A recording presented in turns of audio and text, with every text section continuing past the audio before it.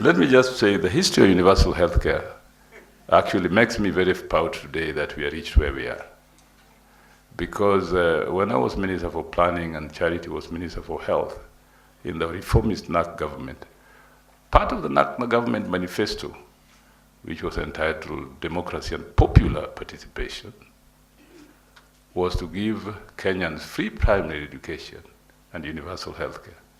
We succeeded in giving free primary education, but universal healthcare, when we had worked very hard and presented a bill to Parliament, and the history of that bill will be told subsequently later, it was never signed into law.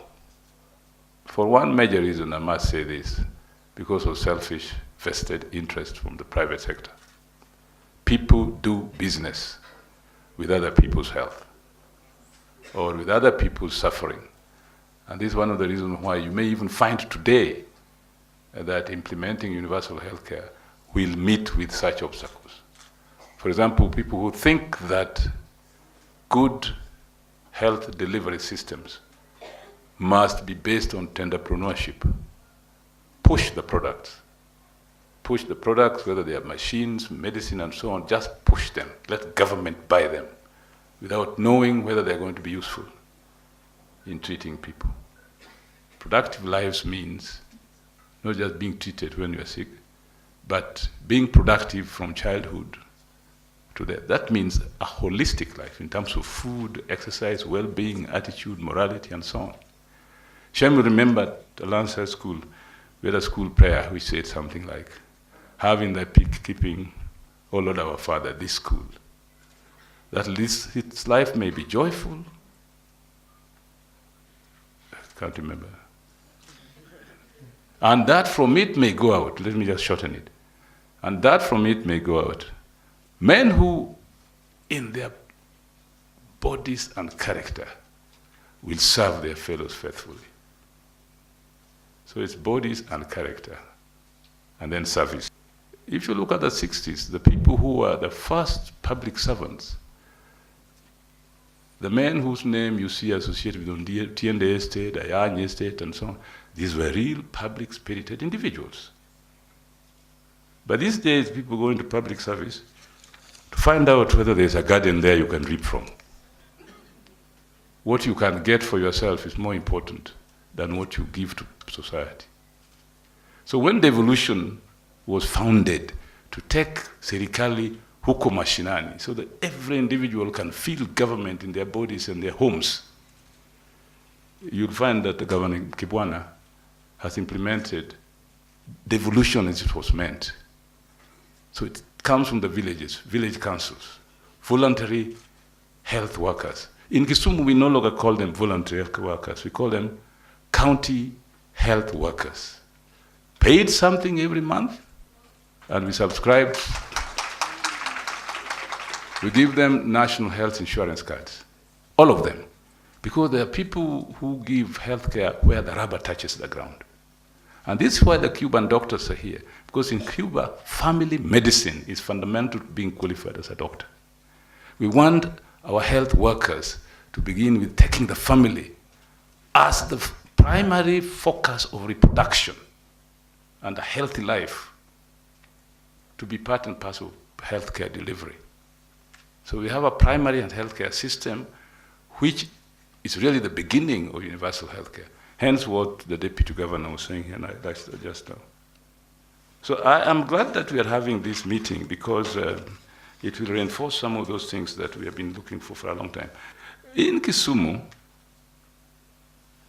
our theme for universal healthcare is to have transformative solutions, really, which is the theme here too. Transformative solutions to healthcare problems. So that people would see that in universal healthcare, there's a difference. You're not just pushing medicine, you're not just pushing equipment. There's a difference in the way in which healthcare is delivered. In that regard, we have hinged the success of our healthcare, universal healthcare, on comprehensive management of private, primary, and public health. We have also noted that people with disabilities are quite often not remembered in delivering public policy. So we have brought them right into the center of universal healthcare by delivering to the county assembly a disability bill, which is already been passed into an act, which specifies those aspects of disability that must be mainstreamed in public policy delivery, including delivery of healthcare.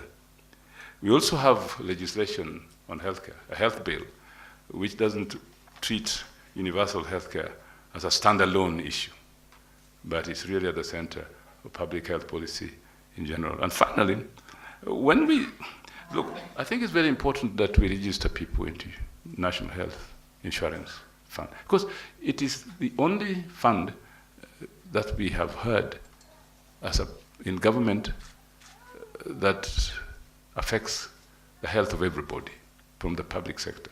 Remember, Kenya was the first country in Africa, maybe in the third world, to have a National Hospital Insurance Fund in 1966. Many countries have come here to benchmark with Kenya and to do better than us.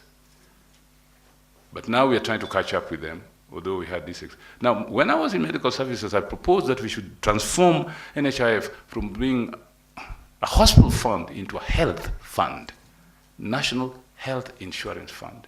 I hope we can still do that, so that we don't confine it to hospital. You see, NHIF just talked about if you go to hospital and you are admitted, then we come in. I said, no, 75% of Kenyans go to seek health services as outpatients. This must be brought in. So that is in already. But NHIF, we could have a whole discussion on NHIF next time, but NHIF still needs a transformation as a health delivery institution, which it isn't at the moment, let me be frank. I've told managers of NHIF that way. You still see yourself sitting in offices just dishing money to some very corrupt hospitals too, which claim more than they should have, in collusion with people in NHIF. So we started registering our people on the 9th of August for NHIF. Up to date now, we have registered 41,376 lives, which is involved to 25,536 households. Among these, we have 13,954 children. And we do believe that the population that really needs to be brought into their children. We are holding this world, us, old people, on behalf of our children. Because for us, one of these days, the Luo song they like singing, maybe sing for us soon. Shem can translate later. Finally, ladies and gentlemen, I think screening as part and parcel of making people aware of their health condition is very important. As we talk here today, the First Lady is in Narok championing a major screening exercise. Very important. We shouldn't downplay it. And I think some of our First Ladies are also there. My wife is there. Our experience is that for some of the people to know their hali afya, or their health conditions, they only know when you have a screening process. Men in particular are really terrible people. They are always very reluctant to accept that they can be sick. Women are much better. And women talk to their colleagues about their health matters. Men don't. Until things are serious, they call you at an arambe. That kind of habit should stop. Thank you very much.